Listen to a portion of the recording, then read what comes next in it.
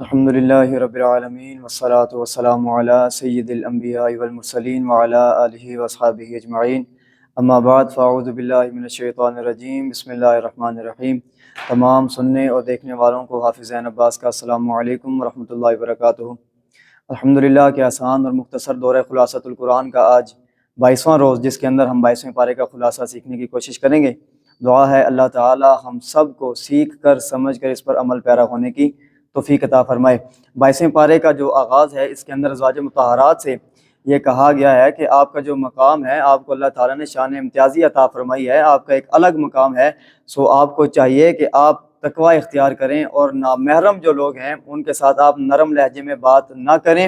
اور ضرورت کے مطابق ان سے گفتگو کریں۔ اب یہاں سے جو ایک مسئلہ ہمیں سمجھ آتا ہے وہ یہ ہے کہ حضور علیہ الصلوۃ والسلام کی بیویوں کو یہاں پر اللہ تعالیٰ نے یہ حکم دیا ہے کہ آپ نامحرم جو لوگ ہیں ان کے ساتھ بلا ضرورت بات نہ کریں، آپ ان کے ساتھ گفتگو نہیں کر سکتے۔ تو یہاں پر جو کائنات کی سب سے پاک عورتیں ہیں، یعنی کہ حضور علیہ الصلوۃ والسلام کی بیویاں جو آپ کے ساتھ رہیں،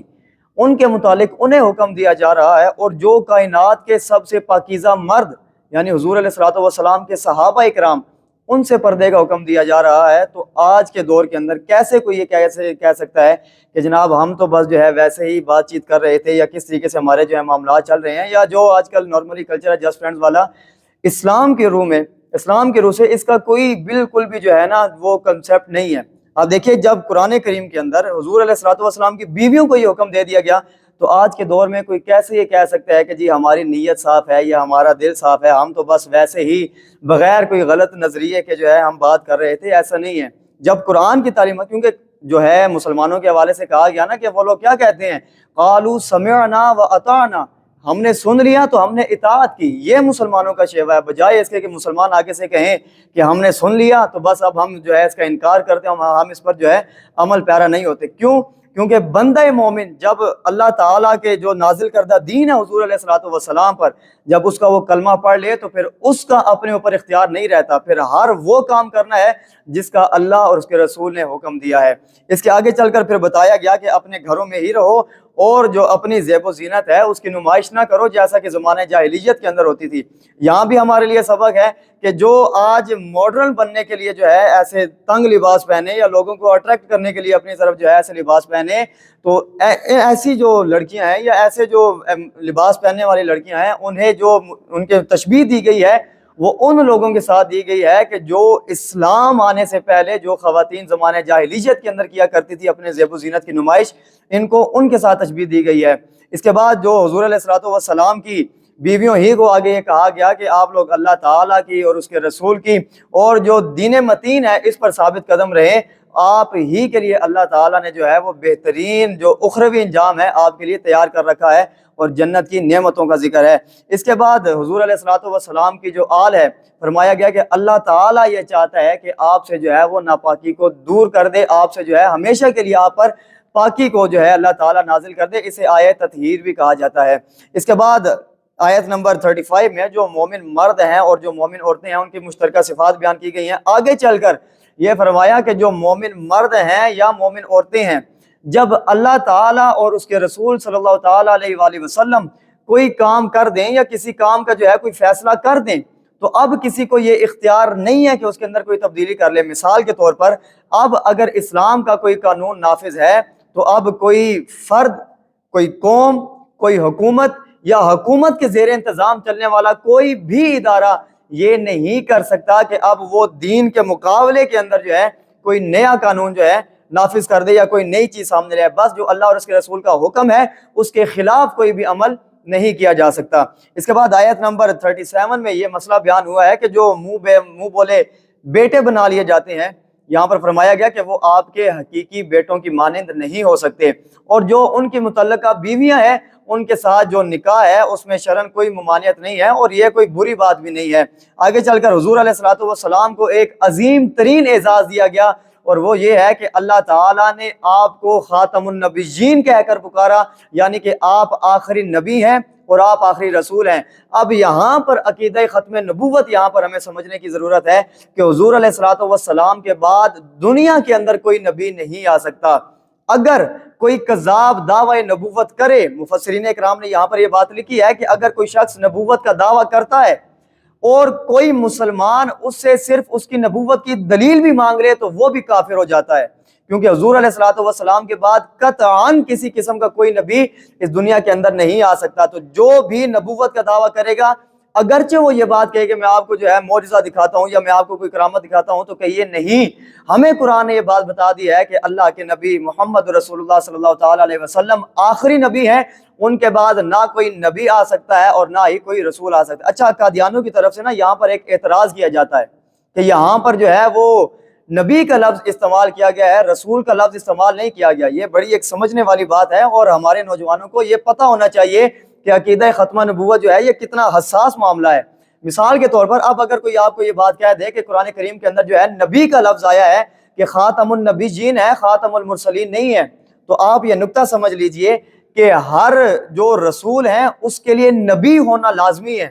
ہر نبی کے لیے رسول ہونا لازمی نہیں ہے۔ یعنی کہ جب نبوت کے یہاں پر جو ہے وہ ختم ہونے کی بات ہوئی تو اس میں جو ہے وہ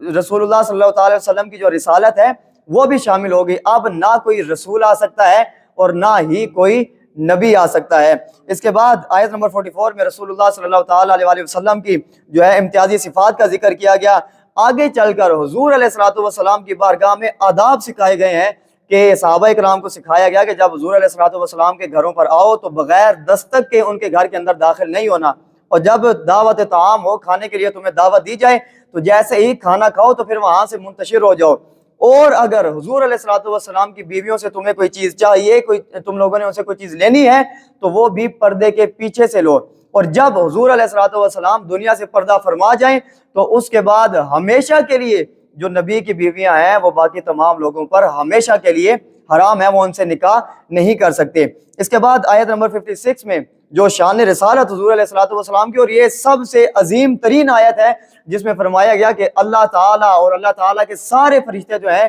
وہ حضور علیہ الصلوۃ والسلام کی ذات بابرکت پر جو ہے درود و سلام بھیجتے ہیں۔ تو مومنین کو یہاں پر حکم دیا گیا کہ تم بھی درود پڑھو اور خوب خوب حضور علیہ الصلوۃ والسلام کی ذات پر سلام بھیجو۔ اب یہاں پر مطلقاً حضور علیہ الصلوۃ والسلام پر درود و سلام بھیجنے کا جو حکم دیا گیا ہے، بندہ کسی بھی وقت جو ہے حضور علیہ الصلوۃ والسلام کی ذات پر اپنے الفاظ کے ساتھ، عربی کے الفاظ کے ساتھ، یا جو اس کی مادری زبان ہے اس کے اندر بھی تو وہ چاہے تو حضور علیہ الصلوۃ والسلام کی ذات پر درود و سلام کے نذرانے پیش کر سکتا ہے۔ اس کے بعد جو حضور علیہ الصلوۃ والسلام کو تکلیف دینے والے لوگ تھے ان کے متعلق یہاں پر فرمایا گیا کہ جو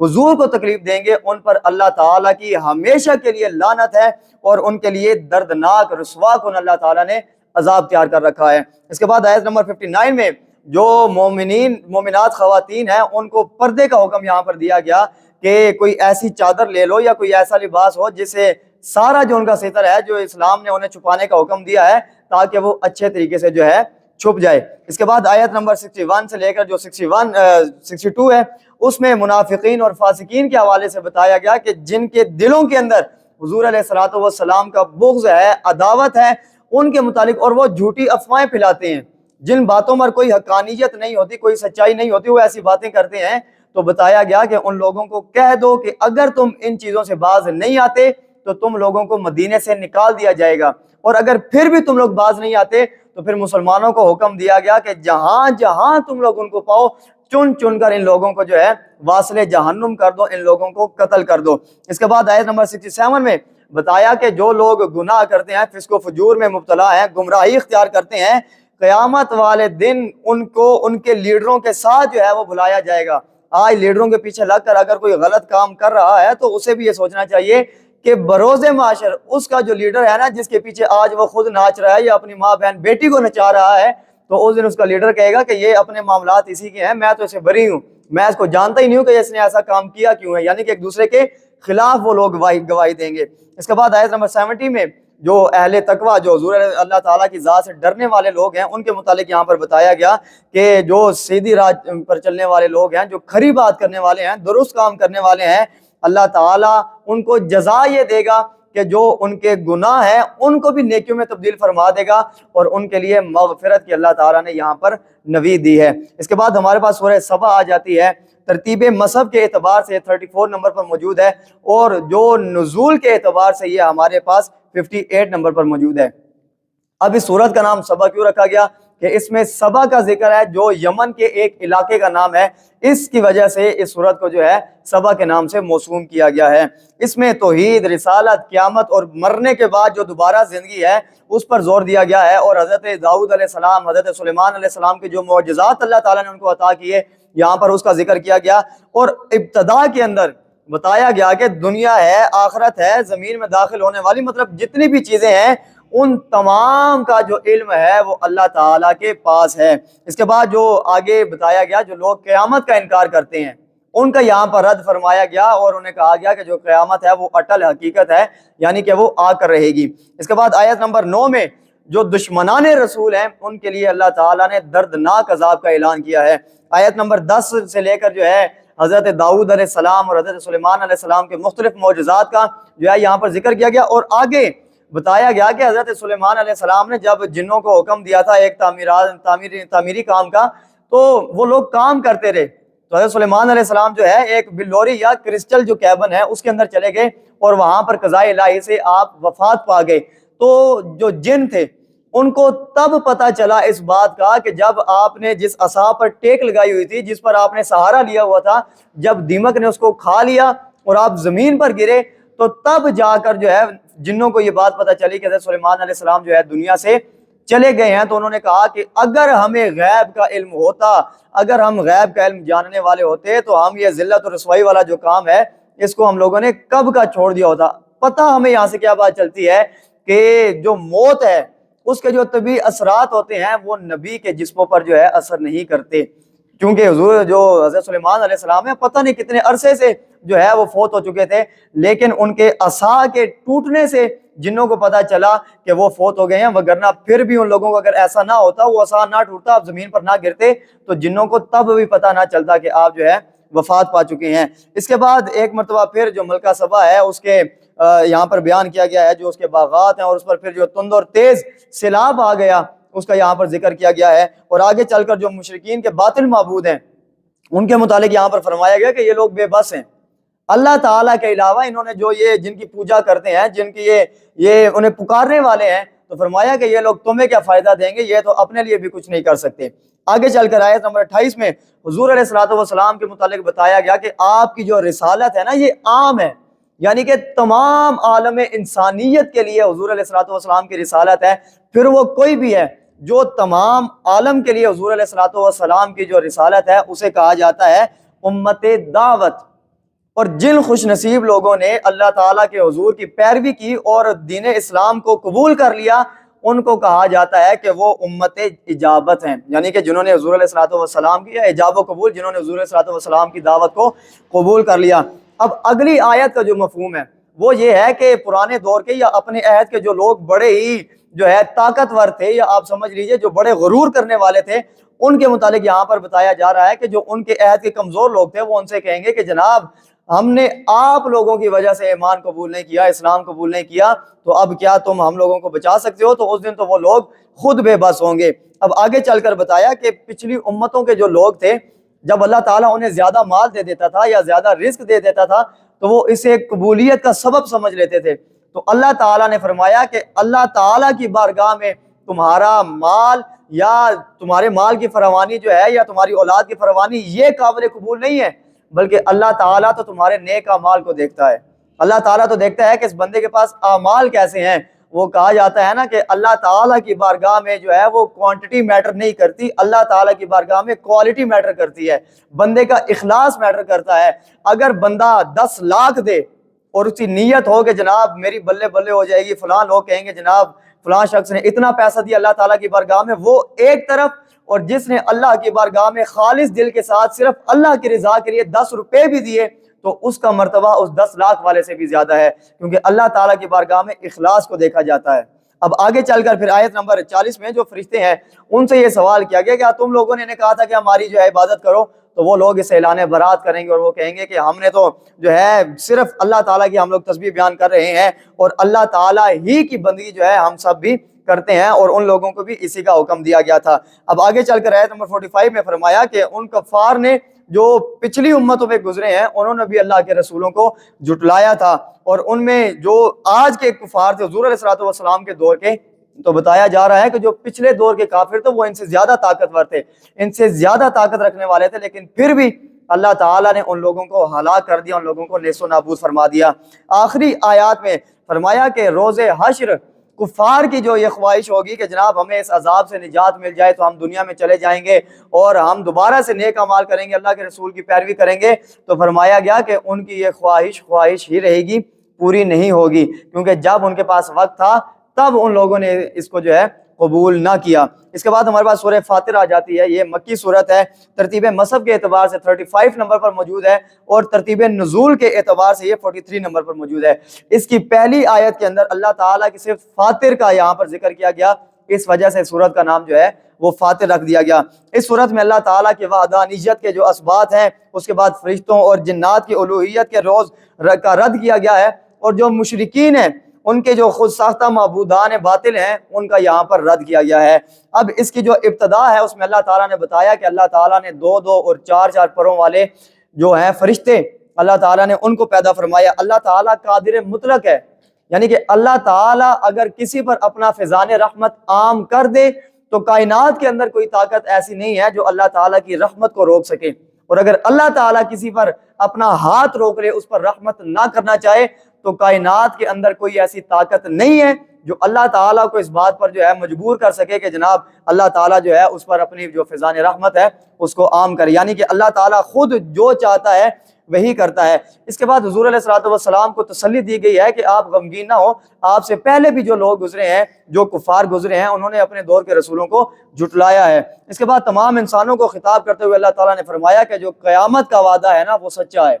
یعنی کہ قیامت نے آ کر رہنا ہے۔ ایسا نہیں ہے کہ قیامت کے متعلق جو لوگوں کے جو ہے وہ خود ساختہ باتیں ہیں کہ ایسا کچھ بھی نہیں ہے، قیامت نہیں آنی، تو فرمایا کہ قیامت کا وعدہ حق ہے، قیامت کا وعدہ سچا ہے، اور دنیاوی زندگی کی جو لذتیں ہیں، یعنی کہ دنیا کا جو مال و متاع ہے، اس میں گم نہ ہو جانا اور شیطان کو اپنا دوست نہ بنا لینا، کیونکہ جو شیطان ہے وہ انسان کا کھلا دشمن ہے، اور شیطان کو اپنا دشمن ہی سمجھو، اسی میں جو اس کو اپنا دشمن سمجھے گا اسی میں اس شخص کی جو ہے بھلائی ہے اور اخروی انجام جو ہے اس کا بہتر ہوگا۔ اس کے بعد آیت نمبر 9 سے لے کر 13 میں اللہ تعالیٰ نے ایک مرتبہ پھر جو بارش کا نظام ہے اس کو یہاں پر بیان فرمایا ہے، اور آگے آیت نمبر 12 میں اللہ تعالیٰ نے یہ بات فرمائی کہ سمندر جو ہے وہ اب میٹھے پانی والا بھی ہوتا ہے اور کھرے پانی والا بھی ہوتا ہے، جیسے نمکین پانی والا بھی سمندر ہوتا ہے، لیکن تمہیں ان دونوں میں جو ہے وہ مچھلیاں ملیں گی تم لوگوں کو، اور تازہ گوشت والی مچھلیاں ملیں گی۔ تو اللہ تعالیٰ نے فرمایا کہ یہ ساری جو چیزیں ہیں یہ اللہ تعالیٰ کے، پھر چاند ہے، ستارے ہیں، سورج ہے، یا جو بھی چیز ہے یہ سب اللہ تعالیٰ ہی کے حکم کے تابع ہیں۔ ایک مرتبہ پھر آگے چل کر جو ہے کفار کے معبودان باطل ہیں ان کی بے بسی کا یہاں پر ذکر فرمایا گیا، اور آگے آیت نمبر 18 میں اللہ تعالیٰ نے فرمایا کہ بروز محشر کوئی شخص کسی دوسرے کا بوجھ نہیں اٹھائے گا۔ آج اگر کسی کے کہنے پر کوئی برا کام کیا جائے، آج اگر کسی کے کہنے پر کوئی غلط کام کیا جائے، کوئی برائی کا کام کیا جائے، تو بروز محشر ایسا نہیں ہے کہ آج اگر آپ کر رہے ہیں تو بروز محشر وہ آپ کا جو ہے وہ بوجھ اٹھائے گا یا آپ کے گناہ اس کے نامہ اعمال میں ڈال دیے جائیں گے، نہ،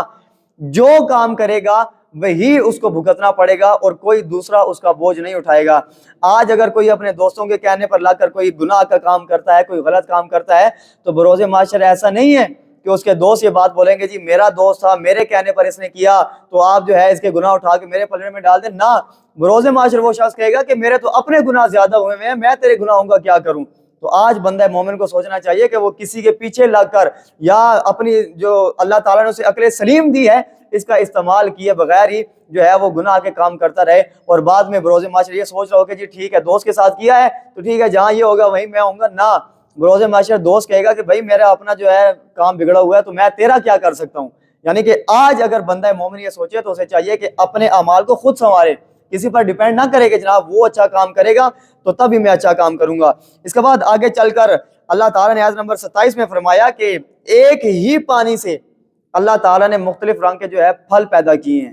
اور ایک ہی پہاڑی سلسلے کے اندر جو ہے اللہ تعالیٰ نے مختلف رنگ کے پہاڑ بنائے ہیں، اور ایک ہی نوع انسانی کے اندر مختلف رنگ ہے، کسی کا رنگ زرد ہے، کسی کا سفید ہے، کسی کا کالا ہے، مختلف رنگ کے اللہ تعالیٰ نے، یہ بھی اللہ تعالیٰ کی قدرت ہی کی نشانی ہے۔ اس کے بعد آیت نمبر 28 میں بتایا کہ جو علماء ربانیین ہیں ان کے دل میں اللہ تعالیٰ کی خشیت ہے، اللہ تعالیٰ کا خوف ہے، اور پھر جو اللہ تعالیٰ کے نیک بندے ہوتے ہیں وہ نیکی کے کاموں میں ایک دوسرے سے آگے بڑھنے کی کوشش کرتے ہیں. وہ کہتے ہیں کہ یار یہ نیک کام کر رہا ہے تو میں اس سے بڑھ کر نیک کام کروں. اور میں سمجھتا ہوں کہ سب سے جو بہترین نمونہ ہمارے پاس ہے وہ حضور علیہ الصلوۃ والسلام کے صحابہ کا ہے کہ ایک سے بڑھ کر ایک جو ہے نیکی کرنے کی کوشش کرتا تھا. وہ غزوے کا موقع کہ جب سیدنا عمر فاروق رضی اللہ تعالیٰ عنہ نے اپنے گھر کا آدھا مال 50% جو ہے پورا تقسیم دیکھا, اس میں سے 50% اٹھایا اور اٹھا کر حضور کی خدمت میں لے کر آ گئے اور کہنے لگے کہ آج تو میں سب سے آگے نکل جاؤں گا. اور پھر دیکھا کہ سیدنا صدیق اکبر اپنے گھر کا سارا مال اٹھا کر حضور کی بارگاہ میں پیش کر دیا انہیں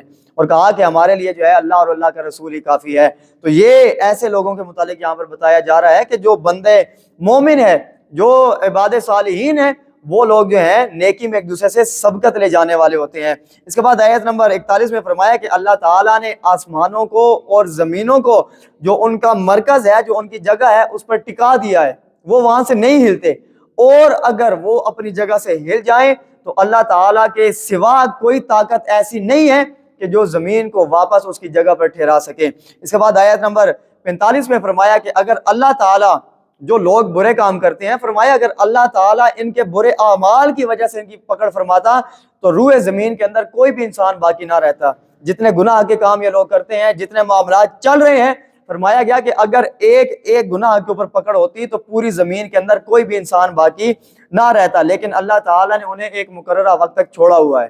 جب وہ وقت آئے گا, اب یہاں پر دیکھیے کتنی دہشت ناک اللہ تعالیٰ نے یہاں پر آگے جو یہ آیت اللہ تعالیٰ نے فرمایا کہ پس جب ان کا وقت آ جائے گا تو اللہ تعالیٰ اپنے بندوں کو خوب دیکھ لے گا. یعنی کہ اللہ تعالیٰ ان سے حساب لینے والا ہے. اللہ تعالیٰ ہم سب کو عمل صالح کرنے کی توفیق عطا فرمائے. اس کے بعد ہمارے پاس سورہ یاسین آ جاتی ہے. مکی صورت ہے, ترتیب مصحف کے اعتبار سے 36ویں اور ترتیب نزول کے اعتبار سے یہ 41ویں نمبر پر موجود ہے. اس سورت کا نام یاسین ہے کہ جو پہلی آیت کے اندر ہی مذکور ہے. اب سورہ یاسین کو قرآن کریم کا دل بھی کہا جاتا ہے اور بڑی اس کی شان ہے اور بڑے اس کے جو ہے اللہ تعالیٰ نے اعزازات اس کو بخشے ہیں. اس سورہ کو, اس کو مغفرت کے لیے بھی جو ہے حدیث پاک کے اندر آتا ہے کہ یہ مغفرت کا سبب ہے. اگر کسی کو کسی چیز کی حاجت ہے تو اس کے متعلق بھی کہا جاتا ہے کہ وہ سورہ یاسین پڑھے تو اللہ تعالیٰ اس کی حاجات کو پورا کر دے گا. اور اگر کسی کو کسی کام کے اندر مشکل درپیش ہے, کوئی مشکل آ رہی ہے, تو اسے چاہیے کہ سورہ یاسین کی تلاوت کرے تو اللہ تعالیٰ اس کا وہ مشکل کام جو ہے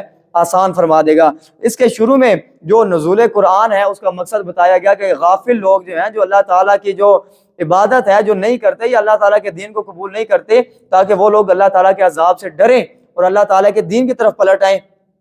آگے چل کر فرمایا کہ کچھ سرکش لوگ ایسے بھی ہیں کہ جن پر دعوت حق اثر انداز نہیں ہوتی. اب جن پر دعوت حق اثر انداز ہوتی ہے یہ وہی لوگ ہیں کہ جب ان کے پاس کوئی نصیحت آ جاتی ہے تو وہ اس نصیحت کو قبول کرتے ہیں اور ان کے دلوں میں اللہ تعالیٰ کا خوف ہوتا ہے. اگلی آیات میں سمر کا بیان ہے کہ اللہ تعالیٰ نے دعوت حق دینے کے لیے اپنے نبی کو ایک بستی جسے انطاکیہ کہا جاتا ہے اس کی طرف بھیجا. تو وہاں کے جو لوگ تھے انہوں نے اللہ تعالیٰ کے اس نبی کی جو ہے تکذیب کی, انہیں جھٹلایا اور انہیں دھمکی دی کہ ہم آپ کو جو ہے سنسار کر دیں گے یا ہم آپ کو جو ہے دردناک عذاب دیں گے. تو اللہ تعالیٰ نے پھر فرمایا کہ انبیاء اکرام نے ان پر حجت الہیہ کو قائم کیا, یعنی کہ انہوں نے جو اللہ تعالیٰ نے ان کے سپرد کام لگایا تھا کہ ان کو دعوت حق دو, ان لوگوں نے وہ کام کر دیا. اور پھر جو شہر کا آخری کنارہ تھا وہاں سے ایک شخص دوڑتا ہوا آیا اور اس نے کہا کہ اس نبی کی پیروی کرو, یہ تم سے اس دعوت کے بدلے میں جو ہے کوئی معاوضہ نہیں چاہتا یا تم سے کسی قسم کے اجر کا جو ہے اس کے انعام کا جو ہے یہ طلبگار نہیں ہے. تو یہ تھا 22ویں پارے کا خلاصہ جو آج ہم نے سیکھنے کی کوشش کی. ہم یہ گواہی دیتے ہیں کہ ہمارے رب نے جو کہا حق کہا اور سچ کہا. اللہ تعالی ہم سب کو عمل کی توفیق عطا فرمائے. وما توفیقی الا باللہ.